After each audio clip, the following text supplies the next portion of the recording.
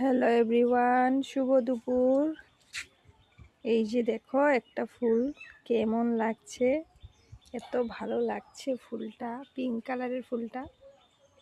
তো পুরো গাছটাতে কিন্তু কড়ি আছে, কিন্তু একটাই ফুটেছে। আর গাছটা দেখো বেশি বড় না, কিন্তু তো ভালো লাগছে ফুলটা দেখতে। আর তোমাদেরকে আমি আর একটা জিনিস দেখাই। এই যে হচ্ছে আমাদের সজনে গাছ, দেখতে পাচ্ছ কিনা জানি না। এই যে দেখো অনেক সজনে আছে গাছে, এই একটা না আরও কয়েকটা গাছ আছে। তো এগুলোকে